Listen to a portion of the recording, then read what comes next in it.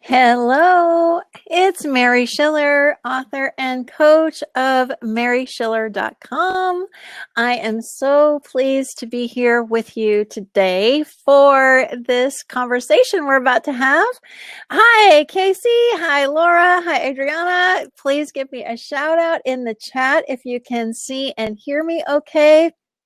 We are here for the next hour to talk about what it really takes to grow a six-figure coaching business, and it's not what you think. Hi, good. Oh, hi, Clifford. Good to see you. Oh, I'm glad I'm coming through loud and clear. I'm just going to take a quick sip of water here before we start.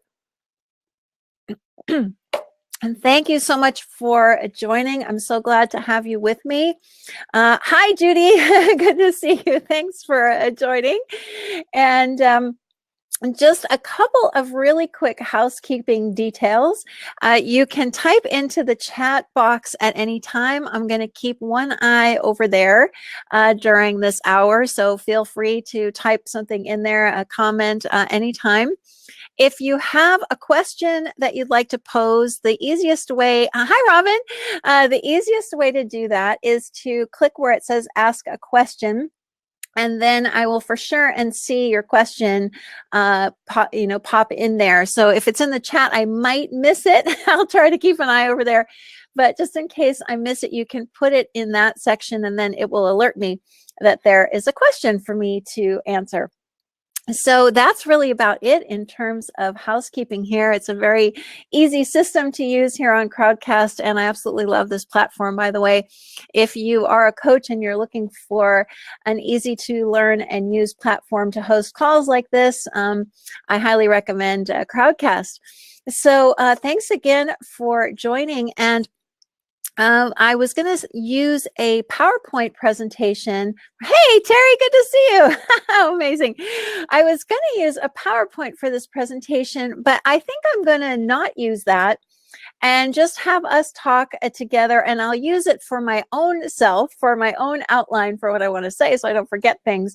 But I think what I'd rather do is make it available to you after the call along with the recording. So I will give you a link to get both a recording that you can download and keep. I'll give you the video as well as the audio version. And I'll give you the PowerPoint. And the PowerPoint's actually really cool because at the end of it, I have several questions that I think might be very thought-provoking for you. So I will send you a link, or I'll put it in the chat. Hi, Allie, at the end, and I'll also email it to you so you can get the presentation and the recordings and everything afterwards. First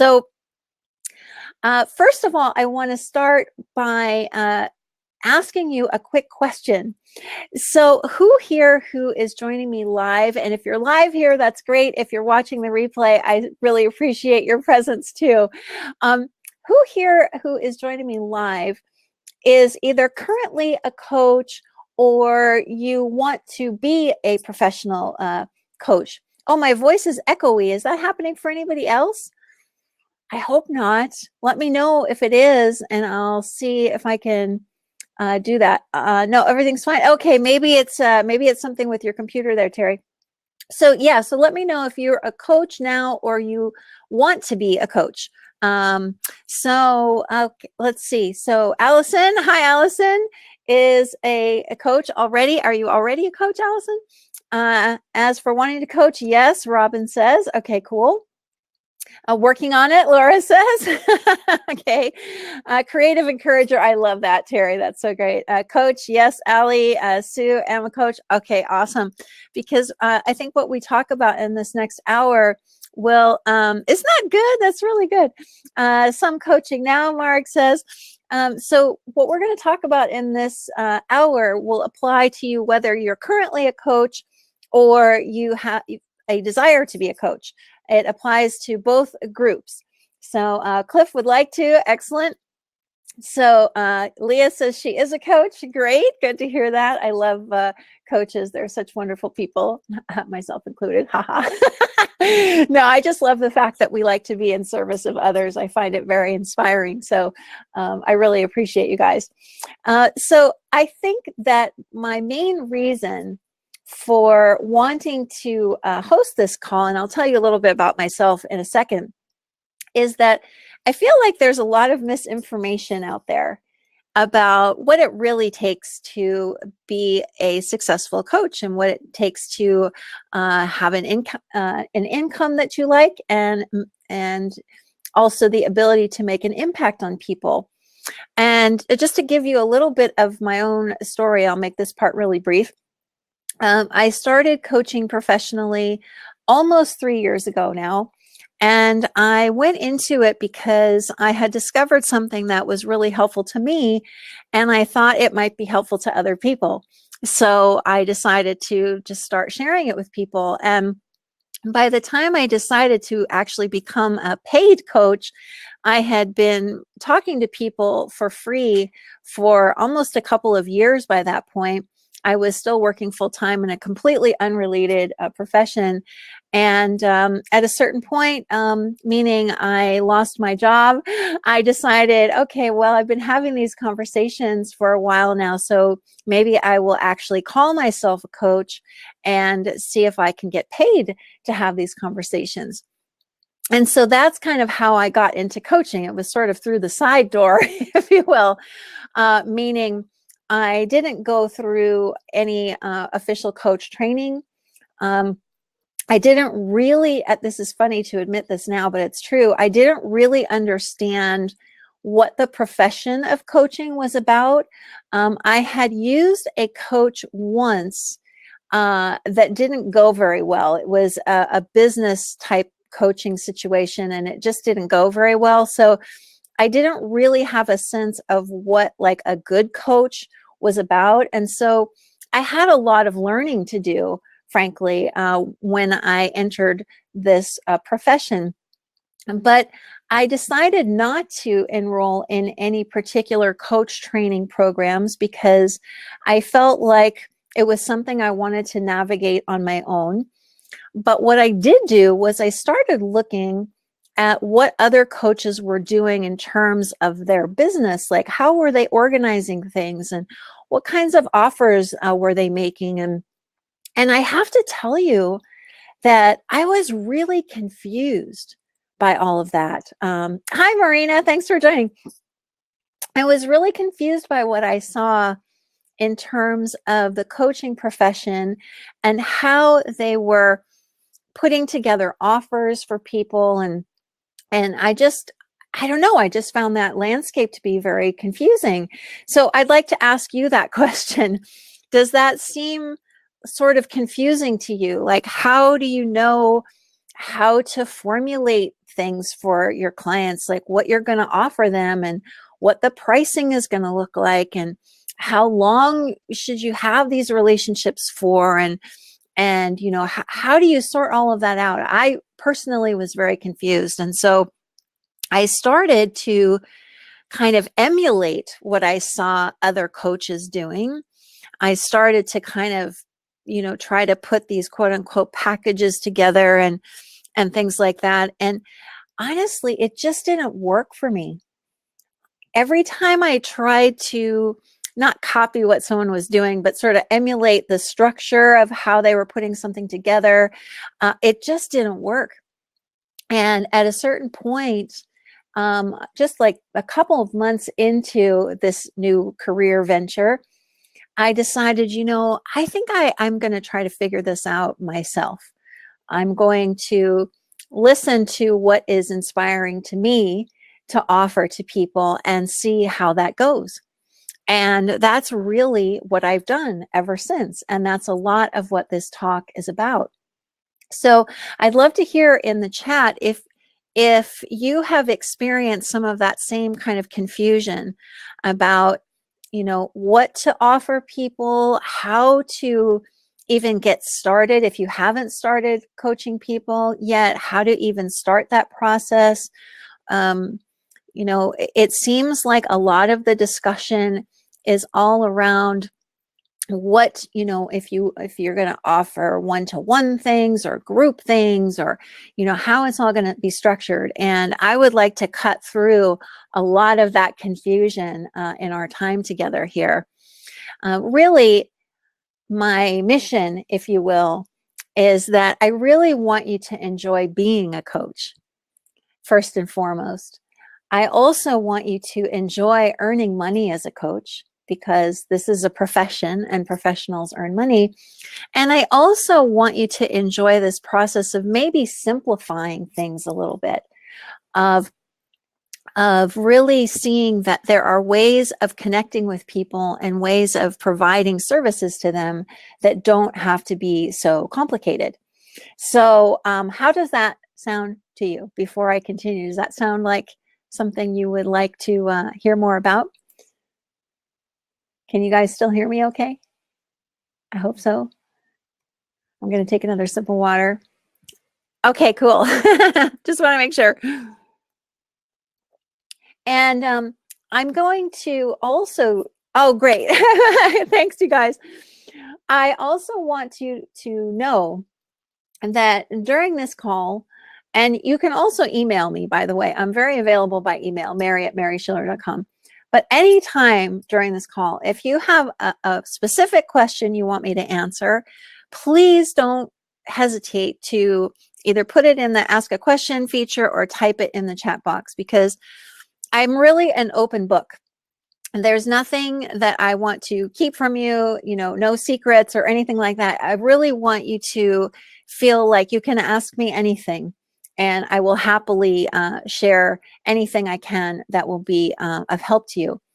So I want to start this part of the talk by debunking some myths. And after I debunk some myths, I'm going to then tell you what I feel are the 3 most important things that need to be in place to really have the kind of coaching business that you want to have.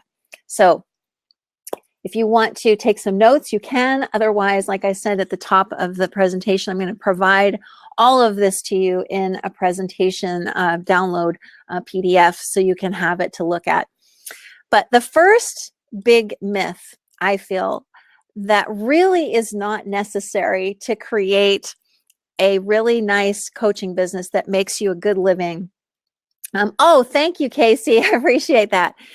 And this is such a big one. This is why I'm putting it as the first myth. You do not need endless coach training. You do not need endless coach training after training after training. And the reason why I'm saying this as the first myth that I want to debunk is because most of the people that I have coached since I became a coach are other coaches who don't feel like they're ready to coach people professionally. And I always found that so incredible, because to me, they were just amazing people who had so much beautiful, just a beautiful presence to offer to other people. And they were very kind and compassionate. And yet they seemed to have this notion that they just weren't ready, and they weren't ready, and they weren't ready. So they kept going back for more training and more training and more training. And I tried to, gently say, maybe you've had enough training. Maybe you're actually fully ready right now, and you can simply go out and start doing the thing that you really want to do. So can anybody relate to that? Robin, oh, good to know. I worry that I have no real experience. Well, as I said a couple of minutes ago, I have no professional coach training at all. I went to one very large group weekend workshop that was ostensibly about coach training, but it's not really what it was about. For me, it was just about meeting people. I have to be honest. That's why I went. I just wanted to meet some people in person. And I didn't really get much from that weekend in terms of coach training. And I've really relied more and more on, what looks true to me and how I can listen to someone and how I can be of help to them. And that's pretty much it. Does anybody here who's here live have the sense that, you know, maybe you don't have what you need yet in order to be a coach. That's kind of what Robin was referring to, because in my opinion, if you're on this call, you already have everything you need. If you're watching this replay and listening to this, you already have everything you need. If you have a desire to coach and there's something that you feel very inspired by, that's all that's really required. And so that, I feel, is a really big thing to say up front, is that you don't need to keep going for more and more training. You know, it's just kind of a way, I think, of delaying something that you really, really want to do for no good reason. Hi, Mimi. Now, Mimi, I know that that's not true. I know that you are ready because you're educated, you're well-spoken, you're lovely to be around, you have a wonderful presence, and that's all that's required. Really, that's all that's required. So, you know, maybe in certain fields like health or certain things like that, there are certain certifications, but even then it seems to me like there are things you could do to start. So that to me is a big hurdle that I feel like a lot of people can get over quickly. Another huge myth, oh, you're welcome, Mimi. Another huge myth related to, I'm smiling about this because I'm such an example of why this is not true. It's very humorous to me. So a big myth around what it takes to create a business that, you know, is profitable and is reaching a lot of people, ironically, is that you have to have some kind of gigantic social media following, and or you have to have a ginormous email list. That without those two things, it's impossible to make a really nice income. Marina, the listening part's huge. Right, exactly. So if you are, you know, someone who listens well, what more training do you need, really? So on this second myth about what it takes to really have a six-figure coaching business, I'm laughing because I still, even I'm coming up to 3 years as I'm talking to you in business, I still have a very, very small email list, a very small email list. If I told you what it was, I think you'd be surprised. I will just say that compared to the income that I earn, it's a really, really small number. And in fact, when in my second year, I was able to earn that six-figure, that $100,000 mark, my list, I think, was about 800 people. So, you know, there's a lot of discussion out there about, you know, you have to have this huge email list. It's just not true. And I'm going to explain why later on. So if you're in a place where you don't, well, it does seem like a lot, Robin, if you're starting from zero, but I actually started earning money as a coach when I think my list was about 200 or 150. So the first offer that I put out there to people, I think my list was around 200 names. And some of those people had nothing to do with what I was coaching on. They were left over from something I had done a few years earlier. And so, you know, so you can actually start to become profitable even if you have a very small email list. And again, I'm going to talk about how to do that a little bit later. But if you're feeling like, oh, it froze. Let's see, try refreshing the page. So if you're kind of waiting to get started because you feel like, you know, you don't have a big enough following, you don't have enough people on your email list, and you have, you know, no social media to speak of, don't wait. You know, you can, of course, start to build your following, but there's no reason to wait. You know, if you have even 10 people who you know, even if you have no email list and you have 10 people, and you reach out to them and say, you know, would you like to have a conversation with me? That's really how I got started. Was before I set up shop, as they say, as a professional, I just reached out to anyone and everyone that I knew to say, would you like to have a conversation about something that I've discovered that is really cool?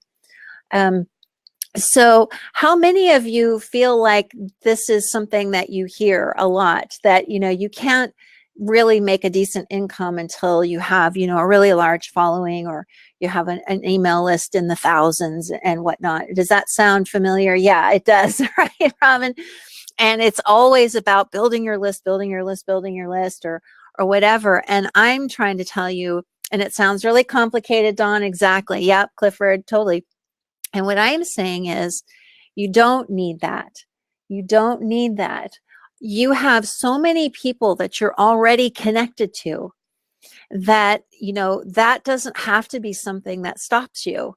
You know, if you, like I said, if you have a stack of business cards laying around of contacts you've made, that's a good place to start. You know, it doesn't have to be the way that everybody says it has to be. And I actually was really surprised, to be frank, that when I put a paid offer on my fledgling website almost 3 years ago, and I sent it out to these 200 or so people, and like I said, most of them were from something totally unrelated that I had done a few years earlier related to website design. So I was surprised that I got signups right away, because I thought, gosh, you know, I haven't really prepped people for this, and you know, that I'm not sure how this is going to go over, but I learned a big lesson in that. And again, I'll share that a little bit later. So don't listen to people who tell you that you need a huge email list or a huge social media following in order to start having an impact and generating an income. You're much more creative than that, and you can look and see who is in your immediate circles and start there. If you have a tiny email list, start with those people. You know, offer free talks like this, do something to connect to them. I'll talk about that in a little bit. Another myth, gosh, this is such a prevalent one, that it's just really, it irritates me. Honestly, I feel really irritated when I hear this next comment made about not just a coaching business, but about any entrepreneurial enterprise, which is that it's going to be really hard. You're going to have to spend a gazillion hours each week. You know, you're not going to get much sleep for the first year or two. You're going to probably, you know, endure a lot of stress and struggle, and you're probably going to fail, because most businesses fail. Anybody heard that one before? Like all the time? I mean, yeah, exactly, all the time. You know, you hear this from some of the biggest names, and I'm glad you're agreeing with me, because it's just there all the time. It's so common, Laura, exactly. It's the common theme that you hear even from, you know, really big names. Well, you know, I'm not going to name names, but you probably know who I'm talking about. Big names in the entrepreneurial space, you know, they're always telling you how hard it is, and you know, that you have to be willing to put in the blood, sweat, and tears, and even then it might not work. Yeah, that's normal. I mean, he says that's what people are saying. And that has been the complete opposite of my experience with this enterprise that I have been creating. And I know why that is. And again, I'm going to get to that part in just a little bit. There is a specific reason why I believe that is true. And I'll share that with you in a little bit. If you are feeling like something is taking a lot of effort, there is a way out of that. If you are sort of hesitating to even venture into your own business because of this story that is so prevalent, I want to relieve you of that right now and say, it's not true. It just isn't true. There is a very simple solution to that that is coming up here shortly.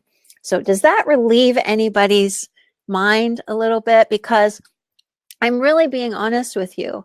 I don't feel like I work really at all. I have weeks where I do put in more time than other weeks for certain reasons, but it isn't like I'm working, 80 hours a week or something like that. I mean, if you follow me on Instagram, you see that I get out quite a bit here in Paris, and I do some traveling and things. So, it just doesn't have to be that kind of horrible slog that people make it out to. So I hope that helps a little bit, even though, maybe you don't believe me right now, and that's okay. But I'm here to tell you that that is a myth. Hi, Don. In my limited experience, I've noticed that things that seem to work well are the things that flow out of me fast and easily. You're on to it there, Don. So that's a good preview of what's to come in just a little bit. Another myth. Oh my gosh. Okay, this one was, again, I'm saying these things, but this is so prevalent in the conversation, especially around coaching. This one drives me nuts. Oh, okay. Sorry about that, Marina. I hope everything's okay. Here is something that it does not take in order to build a profitable coaching practice. And that is dun, dun, dun, dun, dun, dun, the N word, meaning a niche. A niche. Has anybody on this call or watching the replay ever heard someone say, you've got to figure out your niche? You've got to figure out what your audience is. You've got to figure out who your audience is. Oh, the dreaded niche, Lou says, right? You have to figure out who your audience is. You have to figure out, you have to write your, the avatar. You have to, figure out what they eat for breakfast and what magazines they read. And Veronica says, I feel like that's holding you back big time. Okay. That was your perfect customer, all these things. I'm telling you, that was such a weird concept that I really tried in the beginning to wrap my head around that and figure it out. Couldn't figure it out. So you know what I did? I just went forward without it. I called at the beginning. I called myself, yeah, exactly, Mimi, the ideal client. I called myself a transformational coach. Transformational coach, that was me. I had no niche. I had no specific topics. I had no specific audience that I worked with. And up until, I started my business officially in the spring of 2016. And I would say that only now am I sort of coming around to a niche, in that I found that I really enjoy helping people with this business side of things and helping people with money related thinking and stuff like that. And I'm finding that really exciting. So I'm just now coming around to that. But even without it, I was still able to make an impact on people. I was still able to reach people, and I was still able to generate, in my second and now third years in business, over 6 figures. So how do you figure? How do you figure? Laura says, I've been having trouble with that piece. Helpful to hear you started without and then figured it out. Well, Laura, exactly, because I don't think that most people really know until they get in there and start talking to people and start working with people. I certainly didn't know that. And I can tell you how this kind of came about really quickly was, like I said, as a transformational coach, and I helped people with a lot of different kind of life issues, lots and lots of different things. And about, maybe a year and a few months into that, I suddenly started getting questions from other coaches saying, hey, Mary, how have you managed to create this business that seems like it's gone really easily for you? How have you done that? And I was like, well, let me think about that. And so I started to see that those were kind of conversations that I could start having with people. And so gradually I started having more and more of those conversations. And now those are most of the conversations that I'm having. I still have some kind of life coaching things happening, but more and more now I'm much more focused on this entrepreneurial solopreneur business side of things and approaching it in the way that I do, which I think is quite different from the way most people do. But that only came, Laura and everybody, because just over time, that started to become obvious to me that it was something that I really liked. Lou, my recent activities have shown me if I tried to guess my niche, I'd have been wrong. Exactly. It's more fun to do and just see who responds. I think that is so apt, Lou, because I feel like what happens is that people, they think they have to have this niche figured out. And so they try to create something without actually really knowing if it's something they like, if it's something that other people are even interested in. So they're kind of coming at this backwards instead of seeing, I'm going to use a word I don't really like, but I'm going to use it anyway. Instead of seeing what emerges naturally and organically simply from doing things that you are inspired to do, they try to engineer that process ahead of time. And in my experience, it doesn't work like that very often. It just doesn't. I think there may be a few exceptions to that. If you have a long-standing interest in something and you like a certain group of people, obviously go do that. But if that's not the case for you, I don't want you to panic. I would rather you simply started and see what started to emerge from the actions that you take and the conversations that you have. Hi, Manju. Thank you. Keynote speaker. I'm wondering if this could apply to me as well. Just jumping into a new career after being a consultant in the field. It sounds so right. Yeah, of course. So because this was a brand new career for me as well. I had worked in communications in some way, shape, or form and teaching and things my whole career. I had never been a coach. I didn't, like I said at the beginning, I didn't really know what that was about exactly. So I kind of went with my instincts. And as questions started to come to me that I enjoyed answering about the business piece, I started thinking, wow, maybe that's something I could do. And it really, like I said, it really wasn't until the end of 2018, now that I'm talking to you, the beginning of 2019, when I really was like, you know what? I really love talking about this stuff. I love finding what is inspiring to people and helping them create a business around that. I love talking about the money piece and how we can be creative with that. I just love all of that. But that only emerged over time and just, doing what was interesting rather than trying to pigeonhole myself into something and then feeling like, oh my gosh, now I'm in something I don't really like. So I feel like the niche conversation has just got to be set off to the side. I would love to just obliterate that because my guess is that the people who are saying that actually didn't start with one either, that it also emerged for them over time.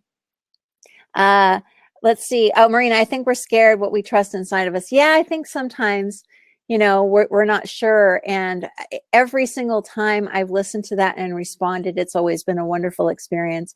I don't have any attachment anymore to what occurs, what the outcome is, I can't control, but I think it's a lovely way to live from inspiration. All right, another myth that I want to debunk. This is my final one until I get into the stuff that I feel is part of growing a really fun, impactful, and income-producing coaching business. So here's another myth. You do not need complicated sales funnels.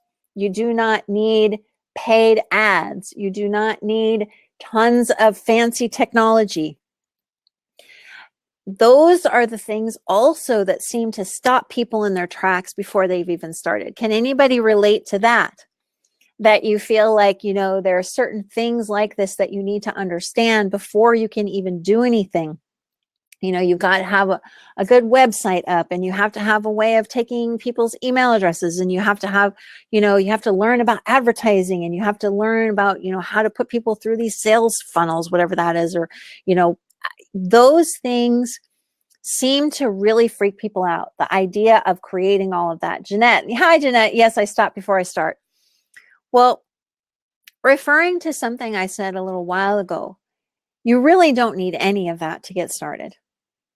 All you really need is a way to connect with someone. Hi, Marina. Yeah, exactly. Oh, hi, Anya. As a consultant, this is part of what I would set my clients up with. But as a coach, it has never felt right. It's kept me a bit stuck, wondering if I should be doing it anyway. Nikki, you agree too? Yeah, I feel like there's a lot of discussion out there about all of these pieces that are supposed to be in place. And the fact is that, yes, over time, of course, you can start to put some of those things in place, and they are really helpful to have at certain points. But that's just it, is that most of the time, people are thinking that they have to have those things in order to even start. And that isn't the truth. It's just not true. I mean, Lou, who said yes here, she can attest to what I'm saying, that you just need yourself, and you need a way to talk to someone. That's it. Whether you do that in person, you contact people you look at your Facebook list and see who's on there, you start reaching out to people, you just make some phone calls, whatever the simplest thing is that's right in front of you, that's all you need to get started. Hi, Robin. I feel I have all the big plans and ideas. I just worry I have no idea if I'd be any good. Well, Robin, I didn't either. I didn't know if I was going to be able to make a go of this. I had no idea, but you can't know until you start. And one thing you can do is ask for feedback. I did that, and I still do. I ask for feedback. I have people tell me, what am I helping you with, and what am I doing that's maybe not helpful, or what would you like more from me? And just ask people, and they'll tell you. Marina, I think anyone here is good as you are interested in people. Absolutely. It's really, I think a lot of people can relate to what Robin just said, but the only way to know is to try. And I think that we seem to, and those of you who know me a little bit, how I feel about this, but we seem to have this propensity towards measuring ourselves against some made up standard, or some made up, I don't know what it is, like levels or something. And none of that is real. We don't have to pay attention to it. And I would rather that you simply get out there and start talking to people, connect with them in any way that you can, and just start. And then as you need these things, as you need a website, it will become obvious and it will be easy. As you need, a way for people to sign up to an email list, you will be able to do it with ease. But trying to do all of those things before you need them is pointless, and it's keeping you from the people who could really use you, who are waiting for you. I have a question here I'm going to answer from Sue. Just ask people and they'll tell you. Can you say more about this? I've asked my list to tell me what they want from me, and I get nothing but crickets. How do you get responses? So Sue, I have made the mistake, quote unquote, although I don't really see it as a mistake, it's a learning experience. I have done that, and I have learned that that isn't what people want. They don't want to do the work for you, in other words. So you need to engage them first, engage them in live conversations like this. And when you start to engage them more in a back and forth conversation, they will tell you what it is that they're looking for.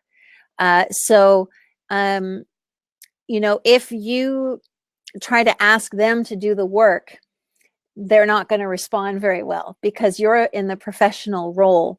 So your job as a coach is to engage people in conversation and really listen to what they're saying, both outwardly and between the lines. And once you start doing that more, it just becomes obvious what things you can offer them that would be beneficial to them. So I hope that's helpful, Sue. Let me know if it's not. I'm happy to try again. Let's see. Oh, good. I'm glad, Dawn. I'm glad to hear that. Yeah, the whole thing about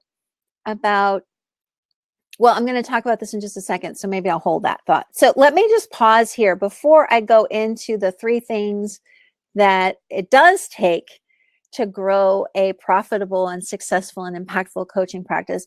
What other questions have come up for you? Let me just take a pause. If you want to put them in the ask a question box, you can. Otherwise, I'll just pay close attention to the chat here for a minute or two.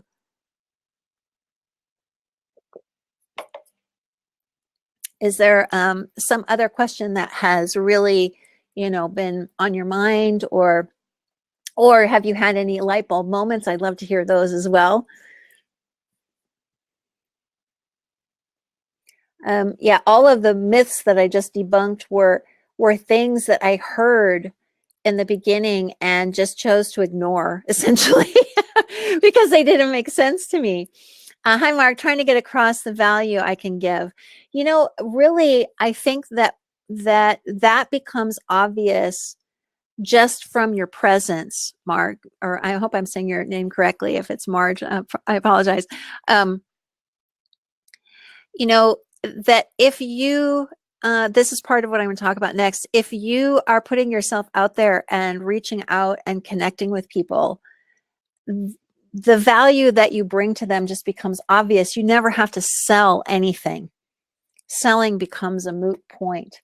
It's just not even part of it. So again, that's another piece. I didn't talk about that myth. I'm going to save that one for another one. I have a whole presentation in mind about selling, but you don't have to sell your value to anyone. Hi, Robin. I've realized I've been doing it back to front, messing about with social media and websites to avoid doing any real coaching in case I'm rubbish. Also a light bulb moment. Well, Robin, in the presentation, the actual document that I'm looking at right now as I'm doing this, that I'm going to send to you guys, if you want it, I talk about that in there and how much time are you really spending coaching people and talking to people.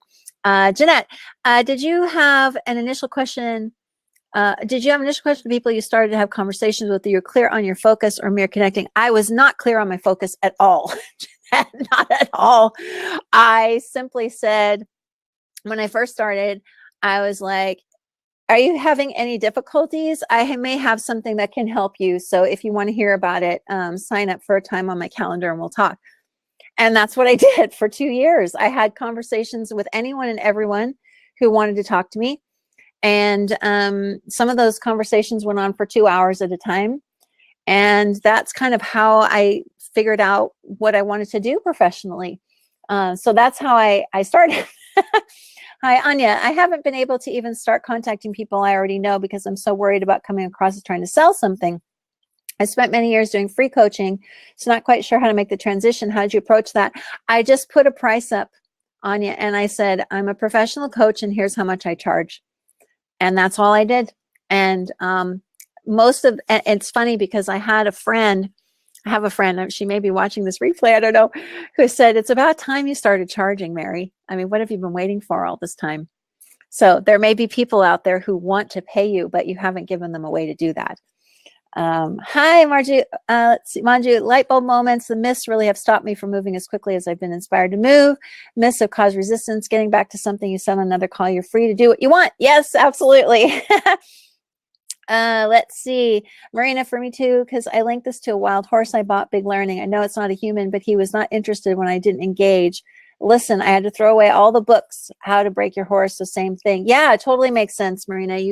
You really need to, at some point, just listen to yourself and know that some of those things can be helpful at certain points, but they are never truly necessary. So great. So let me tell you the 3 things that, from my perspective, are required. And fortunately, they're really easy. Okay. So number 1, you ready? This is my number 1 thing, and this is not going to come as a surprise to you if you know me at all. but it's live an inspired life. Do what you want to do and stop doing what you don't want to do. And, that has changed everything for me, that right there, because what I realized was that I wanted to connect with people like this. I wanted, if that was called a coach, then that was how I wanted to be spending my time. And, it's okay to ask yourself, is coaching what I really want to do? And see what answer comes to you. If it's like, I'm not really sure, that's okay. That's okay. That means that there's something else that may be calling to you, and you can listen to that. But from my experience these past few years, I feel like the thing that has helped the most in terms of me personally, in terms of the people that I have interacted with, and kind of by accident, the business itself has just been my desire to live with permission, to give myself permission to do what I want to do. Because thank you, Robin. Thank you so much. I appreciate that very much about, that it's authenticity and that's what's drawing you to me. Because if you think about the people who you are drawn to, aren't they people like that?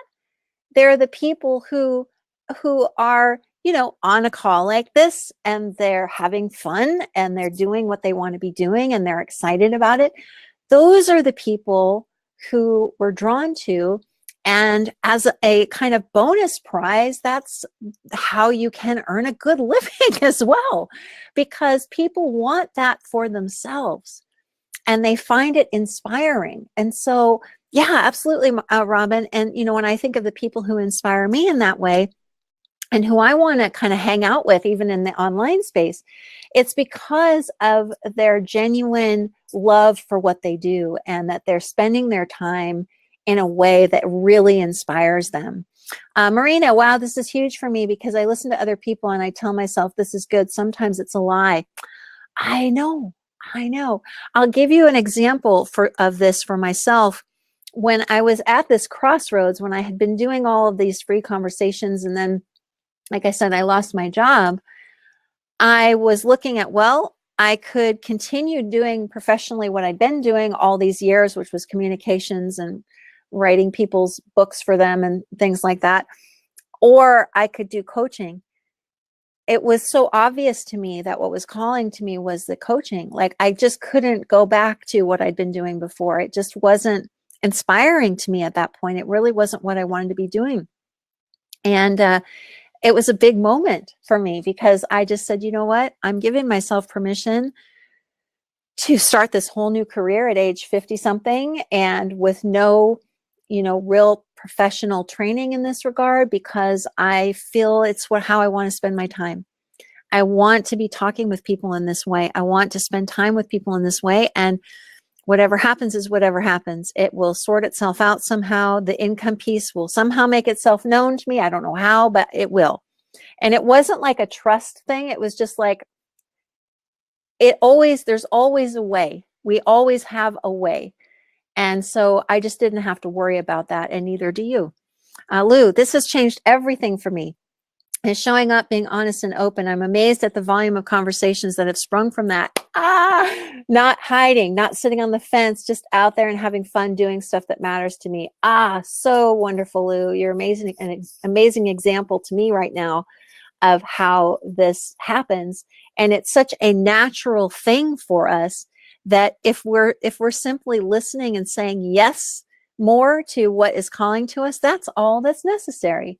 And then it's like, I've said this to people recently, that once we say yes to what we really enjoy doing, whether it's coaching or something else, it's like we suddenly get propelled, miles down the road with very little effort. It just doesn't need all that slogging like I was talking about before. It doesn't need to be this, hard fought battle all the time. So for me, if nothing else, if you walk away from this talk with nothing else, I hope it's that you feel like you do have permission to live from inspiration, however that looks to you. Even if at some point you say, you know what, I don't think coaching is quite it. Maybe I'll investigate and see what else is in there. That's okay. And if it is something in the coach realm, then simply start having those conversations, start connecting with people. So before I move on to the second piece, has that been helpful at all? Does that feel at all freeing? Does it, I don't know. I'm just curious to know what that's like for you. Oh, good, Robin. I'm so glad to hear that. Thank you. Thank you. So let's go to the second one. Oh, great. I'm so glad, Robin. Thank you so much. So the second thing, so the first thing is live an inspired life. Second thing required to have a wonderful coaching practice is what we've been just talking about quite a bit, is connecting with people.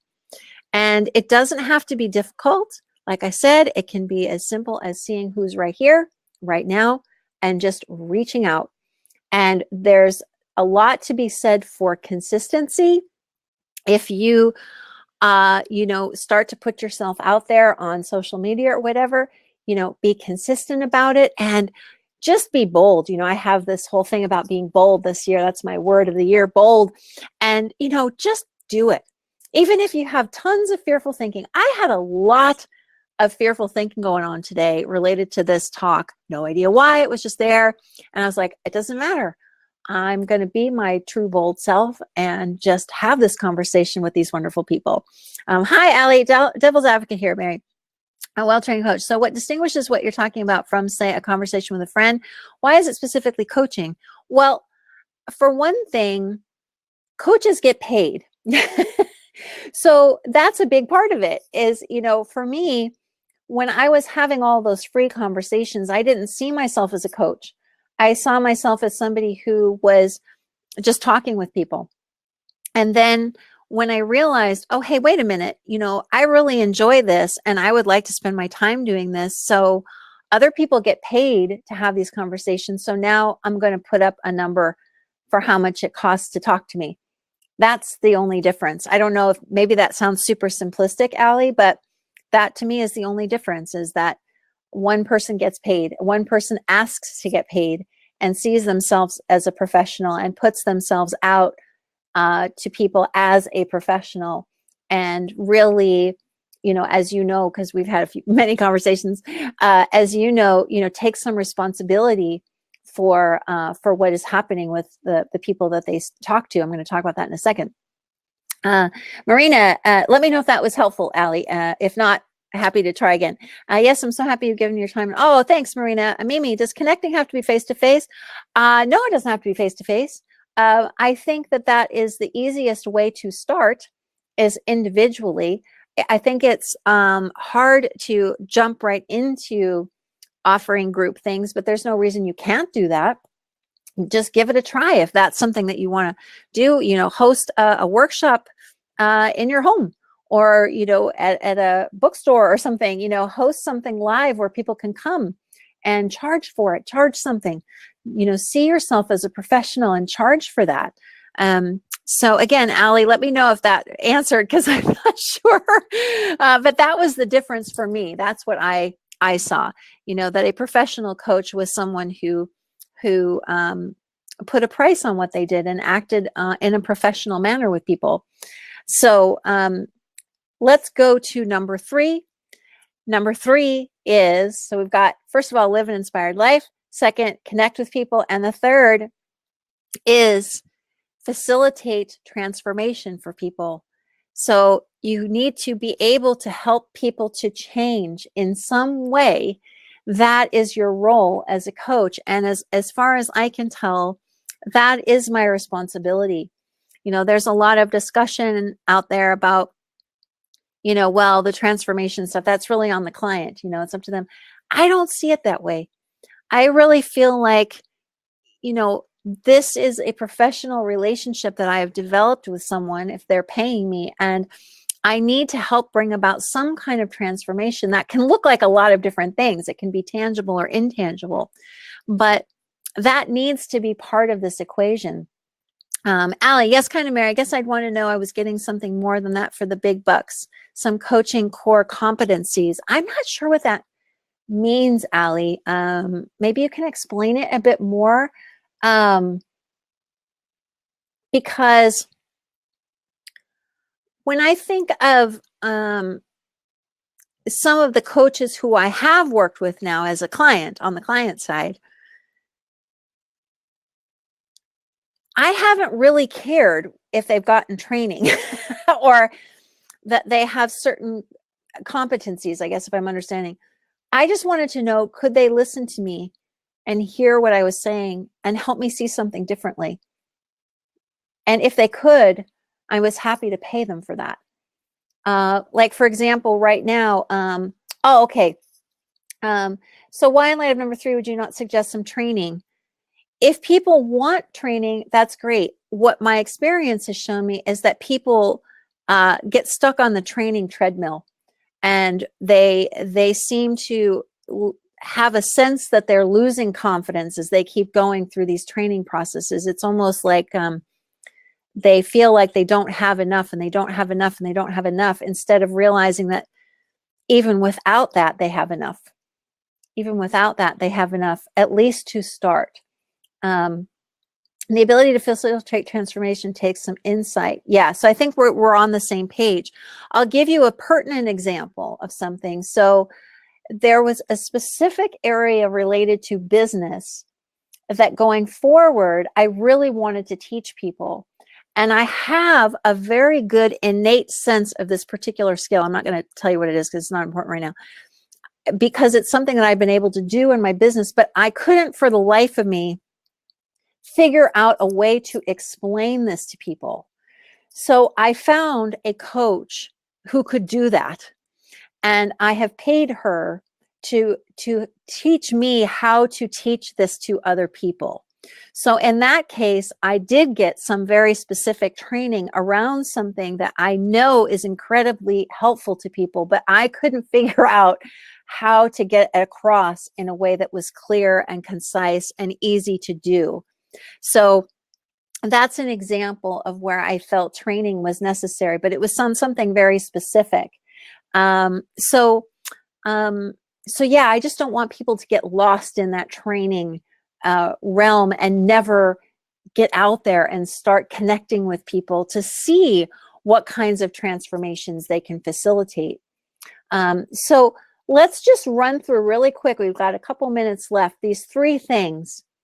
And really, I don't see much past this, is living the life that you want to live, because that's inspirational to other people and helps them connect to that in themselves. They can sense that in themselves.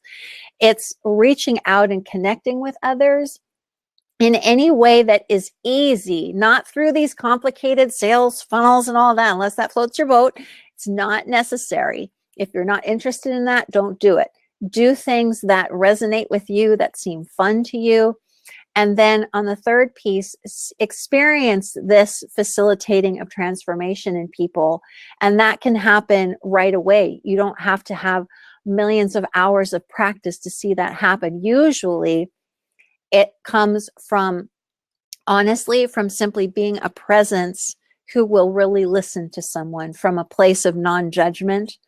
And that applies to all kinds of coaching, not just life coaching, but even like the business coaching I'm doing.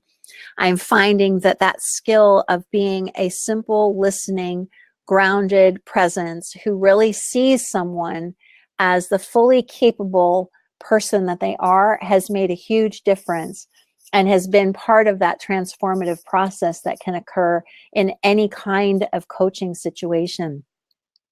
So we are just about out of time. Wow, this went fast. So I want to make sure that you have an opportunity, if you want, to get a copy of this presentation for you to download, the presentation that you didn't see, but I've been reading from, as well as the copy of the recording. I'm just going to get you this link really quick here. Hold on. I will find that and post it here in the chat. Any final comments or thoughts as we close out this hour together. Oh, I'm so glad, Clifford. That makes me really happy to hear. I always want to be valuable because I know your time is worth so much. I'm going to just put this link here in the chat if you'd like to get a downloadable copy of this recording and the presentation. I'll also send this out to you in a quick email after everything is done. So if you go to that link, you'll see you'll fill out a form, and as soon as everything is done, because this will take a few minutes to process this recording, I will get that all packaged up and sent to you. And really quick, if you would like to sign up for a 30-minute personalized bold business blueprint session with me and talk about how I might support you in your coaching business, click that green button on the screen and select a time on my calendar. It would be such a joy for me to talk with you personally and see what we can create together in a short session. And then if it looks like it might be a good fit, we can continue that in a coaching relationship, which would just be exciting for me beyond words. I love helping you with this. So thank you so much, everybody. And again, if you have any questions that come up for you after this, please feel free to email me right here at mary@maryschiller.com. And yes, Marina, please do. We can, on peut parler français. We can talk with each other in French. Come on over. You're very welcome. Thanks, Allie, and everybody for being here. And never hesitate to reach out to me. I'm here to support you in any way that I can. And one last reminder, feel free to sign up for a 30-minute session with me. It'd be wonderful for me to hear what you would like to accomplish and how we can get you on to that next step to get you out there into the world and doing what you want to be doing every day. Thanks, everybody. I will talk to you again soon. Bye for now.